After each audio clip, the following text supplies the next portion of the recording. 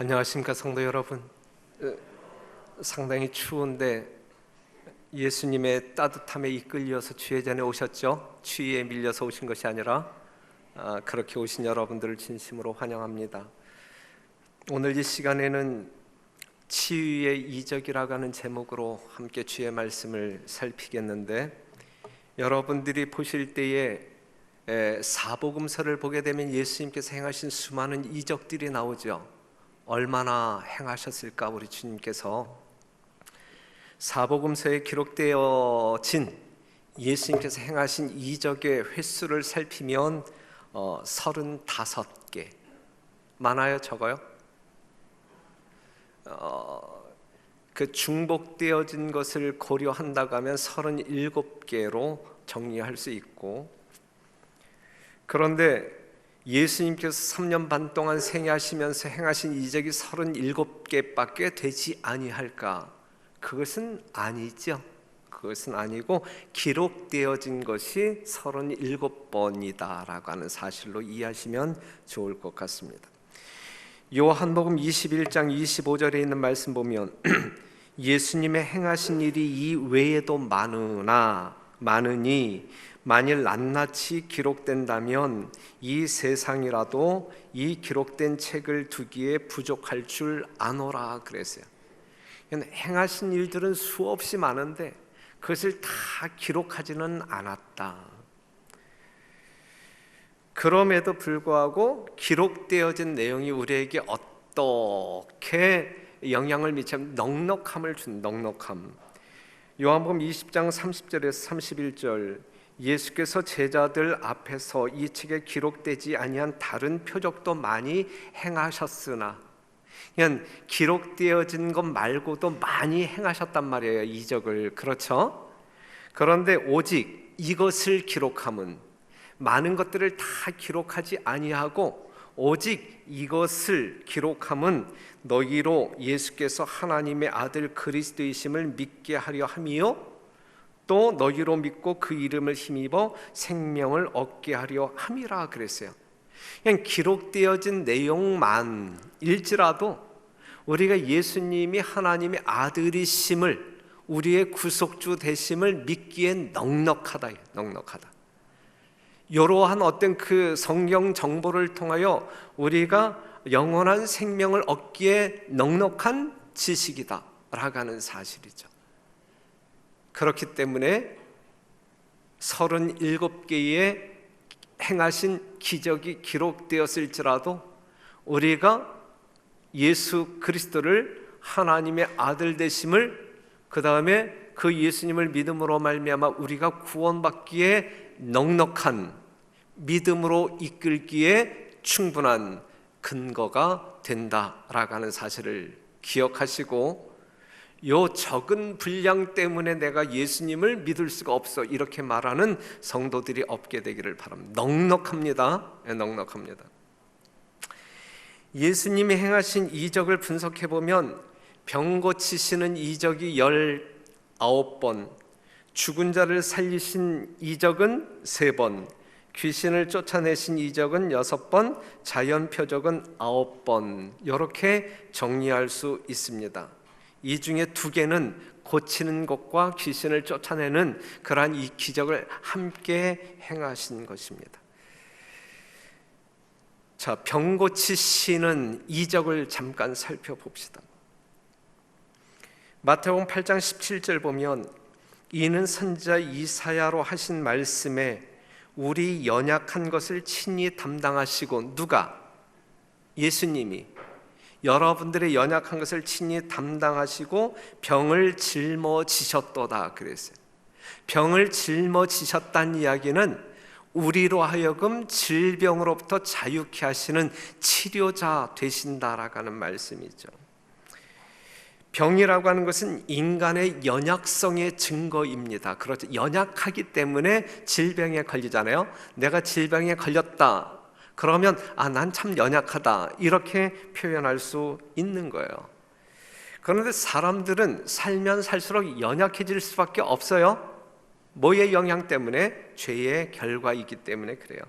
이사야 64장 6절 보면 대저 우리는 다 부정한 자 같아서 우리의 의는 다 더러운 옷 같으며 우리는 다 쇠폐함이 잎사귀 같으므로 우리의 죄악이 바람같이 우리를 몰아가나이다 그랬거든요.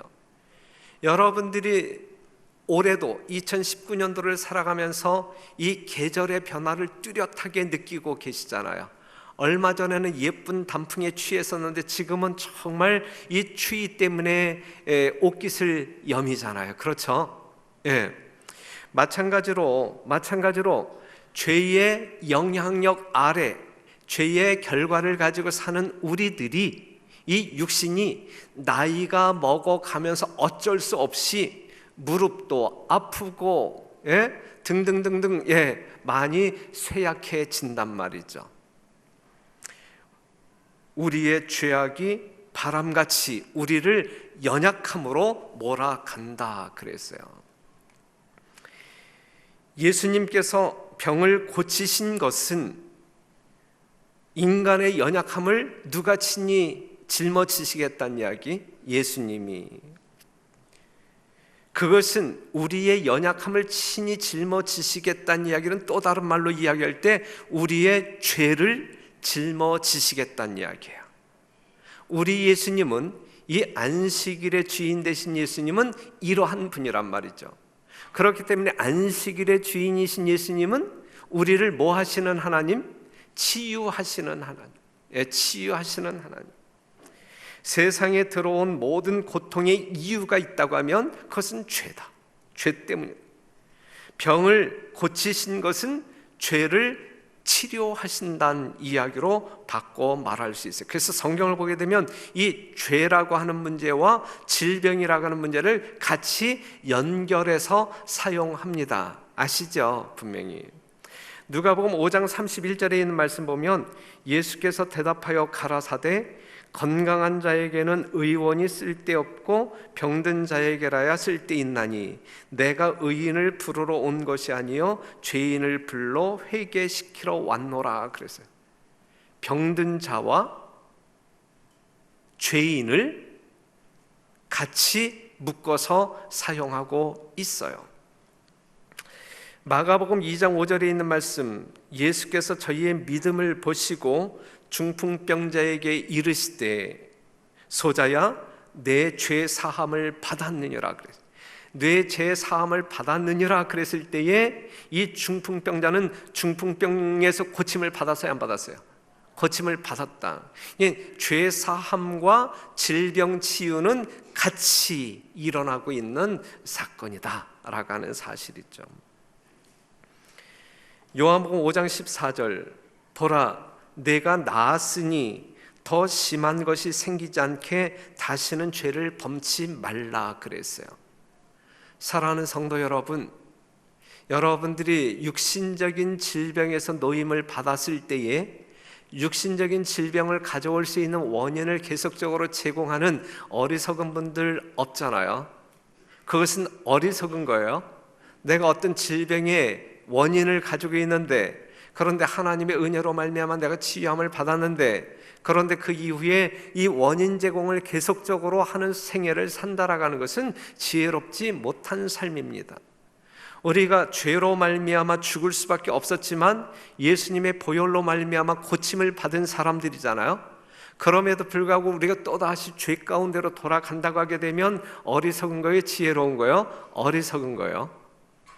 그렇기 때문에 로마서 3장 31절에 있는 말씀을 보게 되면 우리가 믿음으로 말미암아 구원은 받았지만 그렇기 때문에 율법을 폐하느냐 그럴 수 없다 그랬어요. 오히려 더 완전케 한다 그랬어요. 그러니 예수를 믿음으로 말미암아 구원받았기 때문에 이 율법을 소홀하게 여기거나 지키지 아니하는 그러한 집단들이 있다고 하면, 그러한 사람들이 있다고 하면 그것은 치유하시는 예수님을 경험하지 못한 사람들이고 하나님의 선하신 뜻대로 생애하지 아니하는 사람들이다 라고 하는 사실입니다. 내가 나았으니 더 심한 것이 생기지 않게 다시는 뭐 하지 말라? 죄를 범치 말라 그랬어요. 우리가 질병에서 노임받는 것과 죄에서 노임받는 것은 같은 거예요. 그렇기 때문에 여러분들이 어떠한 질병에 걸렸을 때에 질병에서 고침받기를 원하는 사람들이 선행해야 할 일이 있다고 하면 뭐부터? 내가 약국에 가기 전에, 병원에 가기 전에 해야 할 일이 있다고 하면 뭘까요? 정말 내가 하나님 앞에 지은 죄가 있는지 살펴보고 회개하는 일이 선행되어져야 할 것입니다. 시편 103편에 있는 말씀을 보면 내 영혼아 여호와를 송축하라. 내 속에 있는 것들아 다 그 성호를 송축하라. 여러분들이 이렇게 하기 위하여 이전에 나오셨어요. 그러한 여러분들을 우리 하나님이 축복해 주시기를 간절히 바랍니다. 내 영혼아 여호와를 송축하며 그 모든 은택을 잊지 말지어다. 3절 다 같이 시작. 저가 내 모든 죄악을 사하시며 내 모든 병을 고치시며. 그래서 안식일의 주인 되신 예수님이 여러분들의 모든 죄악을 사하시며 여러분들의 모든 병을 고치시며, 이러한 체험이, 이러한 하나님의 능력의 경험이 여러분들이 주님을 부를 때마다 경험되어지기를 간절히 바랍니다. 그래서 야고보서 5장 14절 보게 되면 너희 중에 병든 자가 있느냐? 저는 교회의 장로들을 청할 것이요 그들은 주의 이름으로 기름을 바르며 위하여 기도할지니라. 믿음의 기도는 병든 자를 구원하리니 주께서 저를 일으키시리라. 혹시 죄를 범하였을지라도 사하심을 얻으리라. 이러므로 너희 죄를 서로 고하며 병 낫기를 위하여 서로 기도하라. 의인의 간구는 역사하는 힘이 많으니라. 그랬어요. 그런데 요즘 성도들은 정말 이 목사를 상당히 위하는 그러한 삶을 살아가고 있어요. 이걸 상당히 고맙게 여겨야 할지 아니면 어떻게 생각해야 할지 모르는데, 여러분들 개인적으로 일어나고 있는 일들을 잘 모르는 경우들이 있어요. 어떤 분은 병원에 며칠 동안 계시다가 퇴원했는데 퇴원한 이후에 누구를 통해서 알게 되는 경우가 있고, 그런데 이제 이 말씀을 보게 되면 너희 중에 병든 자가 있느냐 그랬어. 그러한 사람들은 장로들을, 여기서 이제 목사들이겠죠, 장로들을 청할 것이요 그들은 주의 이름으로 위하여 기도할지니라 그랬거든요.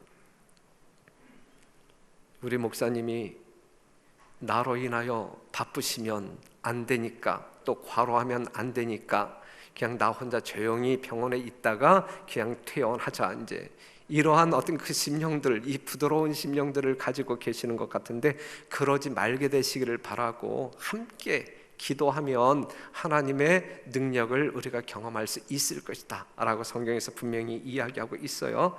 그렇기 때문에 제가 아무리 힘들어도 여러분들이 그 다음에 기도할 어떤 그 건이 있어가지고 요청하시면 언제든지 시간을 불문하고 달려갈 테니까 그냥 연락 주시면 저희들이 그렇게 행하도록 하겠습니다. 결국 예수님께서 병을 고치신 것은 예수님이 죄를 사하실 권능이 있다라는 사실을 보여주고 있는 거예요. 그리고 그러한 능력이 있다라는 사실을 보여주고 있는 것입니다. 예수님께서 이루실 그의 구속 사업의 중심 속에는 속하는 일이 있음을 말해주고 있어요. 그래서 성경을 보게 되면 구원한다라고 하는 말은 치료한다라고 하는 말로 바꾸어 쓸 수 있고, 구주라고 하는 말을 치료자라고 하는 말로 바꾸어 쓸 수 있어요. 원어적으로 그렇습니다. 말라기 4장 1절에 있는 말씀 보면 만군의 여호와가 이르노라. 보라, 극렬한 풀무불 같은 날이 이르리니 교만한 자와 악을 행하는 자는 다 초계 같을 것이라.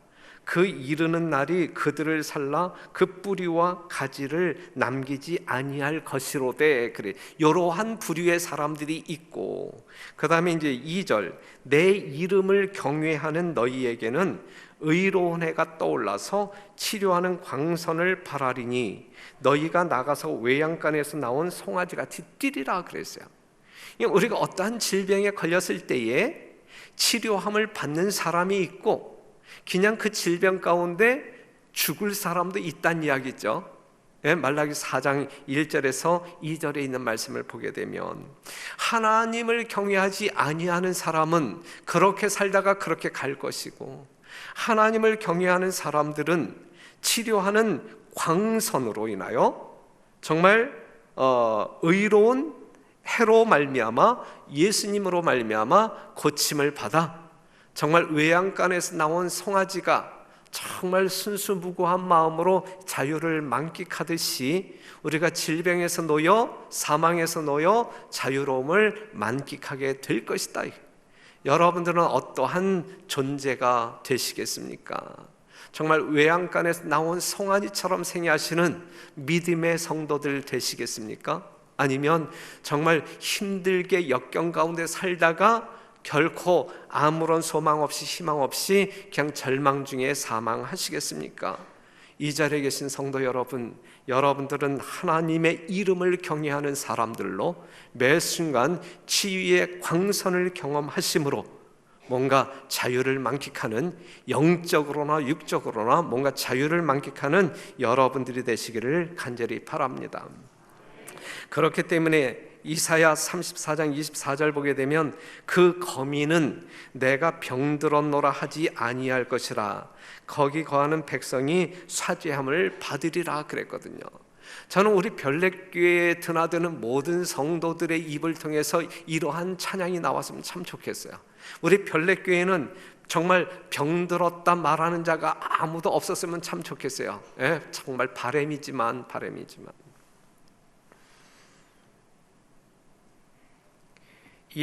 요한계시록 21장 4절에 있는 말씀 잘 아시잖아요.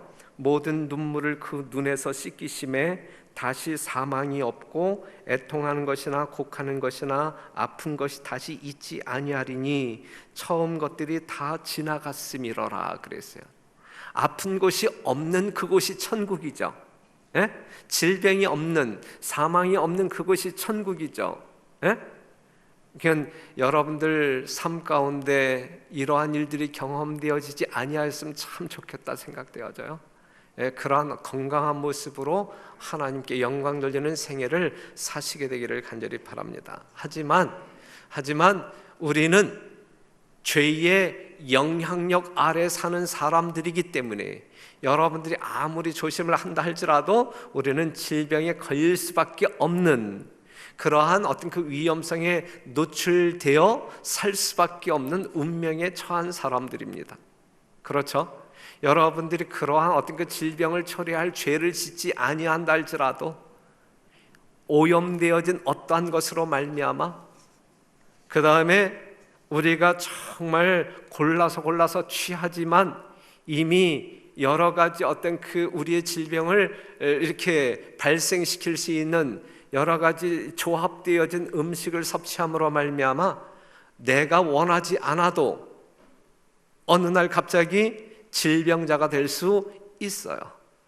그렇기 때문에 여러분들이 이 땅에서 어떤 그 영적인 자유함, 영적인 치유 이 부분에 우선하지 아니하면 여러분들이 이 땅에서 일어나고 있는 어떠한 사건들로 인하여 시험에 빠질 수 있어요.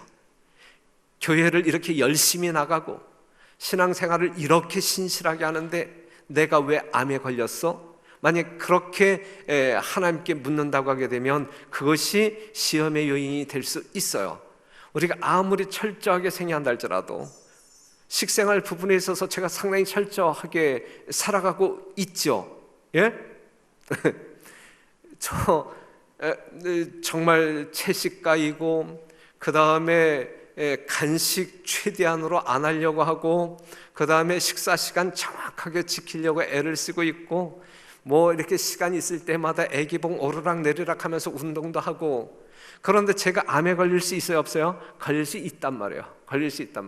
그럴 때 우리 목사는 무슨 죄를 지었기 때문에 저런 질병에 걸렸나, 우리가 그러한 목사 밑에서 여태까지 설교를 듣고 살아왔단 말인가, 이렇게 하지 않았으면 좋겠어요. 그냥 우리가 여러 가지 이유 때문에 질병에 걸릴 수 있는 노출된 삶을 살아가고 있기 때문에 그래요. 그런데 여하튼 우리가 그리스도 안에 있음으로 말미암아 다른 사람보다 더 건강하게 살 수 있는 조건들은 가지고 사는 사람들이, 그렇죠? 세상 사람들이 알지 못하는 건강 기별, 또한 성경에 나와 있는 이 건강의 원리들을 가지고 사는 사람들이기 때문에 하나님을 믿지 아니하는 사람들보다 훨씬 더 건강하게 살 수 있는 그러한 조건 아래 있음에 틀림이 없어요. 그렇기 때문에 재림 성도들은 다른 사람들보다 더 건강하게 사는 것이 정상적으로 맞는 것입니다. 그래요, 안 그래요? 분명히 그렇습니다. 분명히. 그런데 오늘은 이제 이 이적에 대해서 공부하는 것이니까 이적 부분을 한번 이야기할게요. 예수님 살아생전 이 사복음서에 기록되어져 있는 그 이적들이 오늘 이 시대에도 일어나는 것이 정상일까요? 아니면 일어나지 아니하는 것이 정상일까요? 일어나는 것이 정상이죠. 그렇다고 하면 그러한 이적이 일어나지 않고 있는 것은 정상일까요? 아니면 비정상일까요? 이것도 비정상이죠. 그렇다고 하면 거기에 대한 분명한 이유가 있을 것이에요. 그렇죠? 이유가 있을 것인데 그 이유를 이렇게 말하고 있어요. 오늘날에 그분의 제자들은 옛날의 제자들이 기도한 것과 마찬가지로 병자들을 위하여 기도해야 한다 그랬어요. 그러면 회복이 따르게 될 것이다 그래요. 그냥 옛날 예수님 당시에 예수님의 제자들이 병자들을 위하여 기도할 때 고침을 받았어요, 안 받았어요? 우리가 사도행전을 보게 되면 예수님의 제자들이 돌아다니면서 복음을 증거할 때 아픈 사람들을 만나면 기도해요, 기도하잖아요. 기도했을 때 그들이 낫는 기적을 경험하잖아요. 기적적으로 나음을 받았잖아요. 그런데 이것이 오늘날에도 똑같이 일어날 수 있는 것이다. 똑같이. 왜냐하면 믿음의 기도는 병든 자를 구원하실 것이기 때문이다. 믿음의 기도예요. 기도는 기도인데 어떠한 기도? 믿음의 기도, 믿음의 기도. 우리에게는 하나님의 약속을 주장할 수 있는 성령의 능력, 조용한 믿음의 보증이 있다. 병든 사람에게 손을 얹은 즉 나으리라 그랬어요. 그런데 지금 우리 교회에 여러분들이 그 심한 어떤 그 질병으로 인하여 투병하고 있잖아요. 제가 그들을 방문하여 기도했을까요? 안 했을까요? 그런데 왜 이러한 능력을 경험하지 못하느냐? 왜 이러한, 이게 내 탓일까? 아니면 그분 탓일까?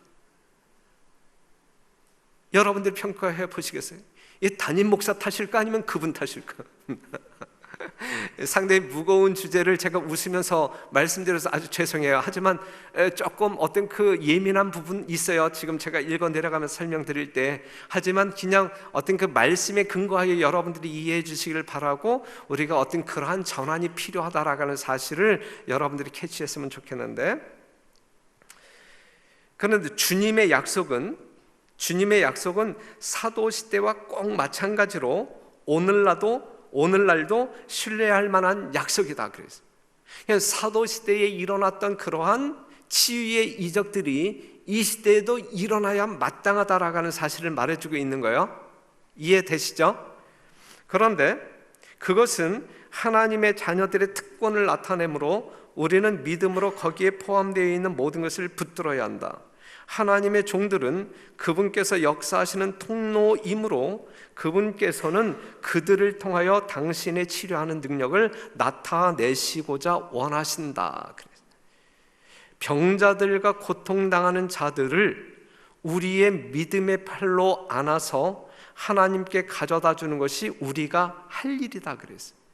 우리는 위대한 치료자를 믿도록 그들에게 가르쳐야 한다 그랬어요. 우리가 환자를 위하여 기도할 때에 그 환자들이 치료자이신 예수님을 보도록 가르쳐야 되고, 우리 또한 하나님을 믿는 믿음을 다하여 그 믿음의 팔로 이 환자들을 위하여 기도해야 된단 말이에요. 그럴 때 치유의 능력을 경험하게 될 것이다 라는 사실. 그렇기 때문에 여러분들이 아프시면 교회에다가 기도 제목을 요청하세요. 나 아프니까 기도 좀 해달라고. 그러면 정말 우리 교회 수많은 장로님들, 믿음 있는 모든 성도들이 위하여 기도할 때에 여러분들이 그 기도의 효용을, 하나님의 능력을 체험할 수 있어요. 그런데 이제 우리가 또 생각해 보아야 할 주제, 자, 요한복음 14장 14절, 내 이름으로, 누구의 이름? 예수님의 이름으로, 예수님의 이름으로 무엇이든지 내게 구하면 내가 시행하리라. 정말 거짓말하지 아니하는 하나님께서 하신 말씀이에요. 거짓말을 조금도 하실 수 없는 예수님께서 하신 말씀인데, 내 이름으로 무엇이든지 내게 구하면 내가 시행하리라 라고 말씀하고 있어요. 그런데 이제 요한복음 12장 26절, 사람이 나를 섬기려면 나를 따르라. 나 있는 곳에 나를 섬기는 자도 거기 있으리니 사람이 나를 섬기면 내 아버지께서 저를 귀히 여기시리라 그랬어요. 그러니까 여러분들이 하나님께로부터 귀히 여김을 받기 위해서는 어떠한 사람이 되어야 한다는 이야기예요. 신령과 진정으로 누구를 섬기는 자일 때, 하나님을 섬기는 자일 때, 하나님을 섬기지도 아니하면서 하나님을 전적으로 신뢰하는 믿음으로 경외하지도 아니하면서 예수님의 이름으로 무엇인지 구하면 시행하신다고 했으니까 그냥 예수님의 이름으로 기도합니다. 근데 왜 안 주시지? 이거는 잘못된 신앙적 논리란 말씀이에요. 아시겠어요? 여러분들이 요한복음 14장 14절에 있는 말씀만 가지고 기도했는데 왜 응답이 없지? 이거는 잘못된 논리예요. 그렇죠? 예. 우리 하나님께서 여러분들을 귀하게 여기실 때에는 정말 신령과 진정한 마음으로 우리 하나님을 기쁘게 하시기에 넉넉한 그러한 섬김, 그러한 믿음이 있을 때에 우리 하나님께서는 그러한 기도를 귀히 보시고 응답하신다는 말씀이죠. 자, 만일 우리가 그분의 말씀을 따라서 생활하면, 하나님의 말씀과 조화된 신앙이에요. 하나님의 말씀을 따라서 생활하면 그분께서 하신 모든 귀한 약속이 우리에게 성취될 것이다. 우리는 그분의 긍휼을 입을 자격이 없지만은 우리 자신을 그분께 바치면 그분께서는 우리를 받아주신다. 그분께서는 당신을 따르는 사람들을 위하여 그리고 그들을 통하여 일하실 것이다 그랬거든요. 그러나 우리가 그분의 말씀을 순종하면서 생활할 때만 우리는 그분의 약속의 성취를 주장할 수 있다. 우리가 하나님을 믿는다고 하면서 하나님의 말씀에 불순종하고 그러면서 하나님의 약속이니까 그것을 취하고자 한다고 하게 되면 그 약속은 우리에게 이루어지지 않는단 말씀이에요. 하나님과 우리는 언약관계. 언약은 조건적인 거예요. 그렇죠? 서로 주고받을 때, 서로 신뢰함으로 지켜질 때의 관계가 유지가 되는 것이지, 우리가 그 언약을 어느 쪽이든 파기한다고 하게 되면 그 언약은 이루어지지 않는 것이거든요. 예수님께서 하신 수많은 약속, 여러분들이 정말 그 말씀에 순종할 때, 순종하면 내 백성이 되리라, 제사장 나라가 되리라, 이렇게 약속하신 것이거든요. 그런데 그러한 언약 관계에 있으면서 우리가 하나님의 말씀에 불순종하면서 입으로만 신앙생활을 하게 될 때 거기에는 하나님의 능력이 나타날 수 없다라고 말씀하고 있는 것이거든요. 봐봐요. 시편 66편 18절에 있는 말씀을 다 같이 한번 읽어볼래요? 시작. 내가 내 마음에 죄악을 품으면 주께서 듣지 아니하시리라. 누구나가 기도하면 다 들으시는 하나님이 아니라 우리가 죄악을 품고 불순종의 마음을 가지고 하나님께 구할 때에는 하나님께서 들으시지 않는단 말이에요.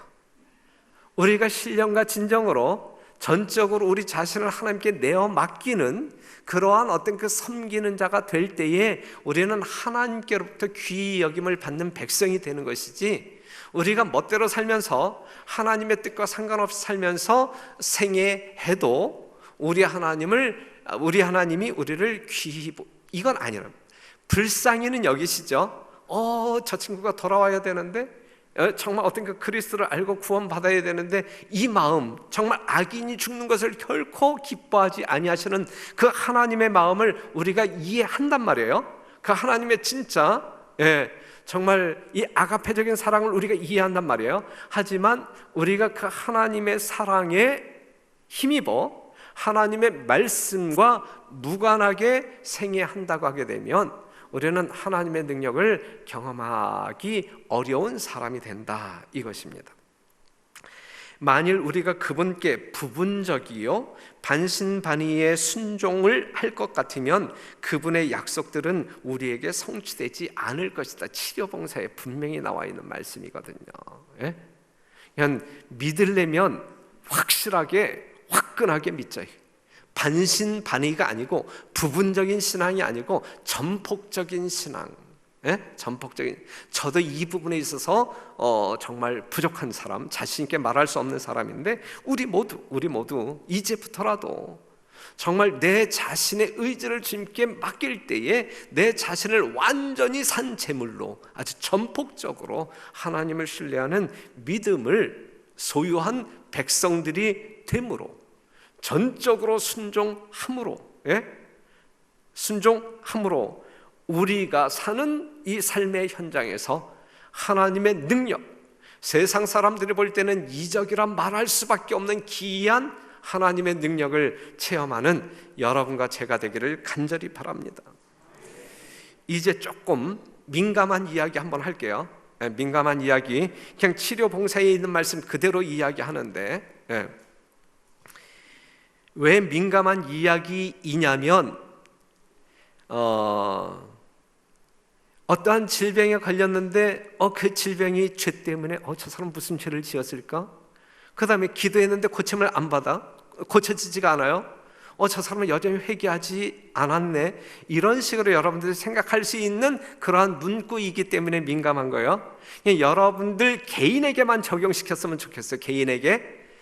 그 다음에 여러분들 옆에 있는 어떠한 사람들을 이상한 마음으로, 그 다음에 어떤 그 정죄의 마음으로, 비판의 마음으로 살피지 말고 요 문구만큼은 우리가 겸비한 심령으로 우리 자신에게 적용시켰으면 좋겠어요. 이해하시겠죠? 그런 식으로 한번 읽어보겠습니다. 많은 사람들은 방종에 의하여 스스로 질병을 초래한다. 방종에 의하여 스스로 질병을 초래한다. 그들은 일치되도록 생활하지 않았다. 하나님의 말씀과 건강 원칙과 일치하지 않도록 살았다. 어떤 사람들은 먹고 마시고 옷 입고 일하는 습관에 있어서 건강의 법칙을 무시하였다.